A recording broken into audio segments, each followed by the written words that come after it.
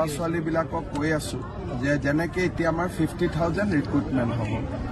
7% hills type reservation আছে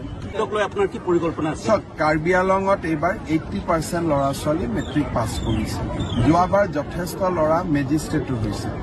মইতো কাৰ্বি আংলঙৰ ল'ৰা ছোৱালীবিলাকক কৈ আছো যে যেনেকে এতিয়া আমাৰ 50,000 ৰিক্ৰুটমেণ্ট হ'ব 7% হিলছ টাইপ ৰিজাৰ্ভেশ্যন আছে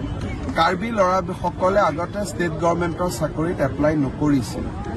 মই তেওঁলোকক কৈ আছো যে সকলোৱে আবেদন কৰিব লাগে কাৰণ অকল কাৰ্বি আংলঙতে নহয় গোলাঘাট নগাঁও চবতে চাকৰি আছে হিলছ টাইপৰ পোষ্টবিলাক খালী হৈ থাকে গতিকে সেই সজাগতাটো আমি আনিবৰ কাৰণে চেষ্টা কৰি আছো আৰু বাকী কমিউনিটি অসমততো তেনেকুৱা কোনো কথা নাই সব কমিউনিটি এপ্লাই কৰিব পাৰে স্যাৰ ডিফু মেডিকেল কলেজখন এখন ৰেফাৰ মেডিকেল কলেজলৈ আঠাই গ'ল স্যাৰ এতিয়া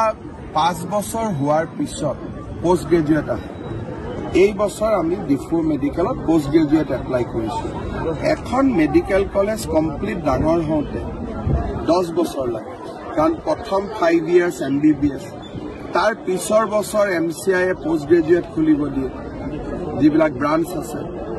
সেই ব্ৰাঞ্চৰ পৰা ডক্টৰ পাছ কৰোঁতে 3 বছৰ গতিকে যেনেকে সন্তান গৰ্ভত 10 মাহ 10 দিন থাকে তেনেকে এখন মেডিকেল কলেজ ডেভেলপ হওঁতে 8 to 9 ইয়াৰ্ছ লাগে গতিকে সেইটো এটা তাৰ চাইকেল সেইটোক আমি সৰু কৰিব নোৱাৰো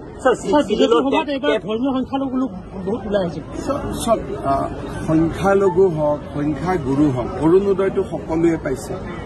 চাকৰি মেৰিট বেচিছত সকলোৱে পাইছে গতিকে মই ভাবো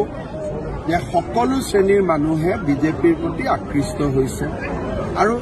ভাল চৰকাৰ দেশত শান্তি আছে কোনো কনফ্লিক্ট নাই কাজিয়া পেচাল নাই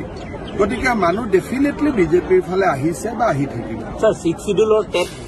উত্তীৰ্ণসকলৰ সংস্থাপনৰ কাৰণে কিবা ব্যৱস্থা কৰা টেটত 6 শিডিউলত যিমান চাকৰি আছে তেওঁলোকে নিজেই দিব পাৰে এটা স্পেশাল টেট হৈছিল স্যাৰ যিমানে টেট পাছ কৰিব কিমান পোষ্ট আছে এইটো কাউন্সিলে জানে আমাৰ কাউন্সিলে তেওঁলোকৰ ৰিক্ৰুটমেণ্ট দিব পাৰে আমাৰ তাত কোনো কথা নাই এছআইক লৈ একো নাথাকে যদি যিমান পোষ্ট সিমান যদি চাকৰি হয় এছআইত প্ৰব্লেম নাই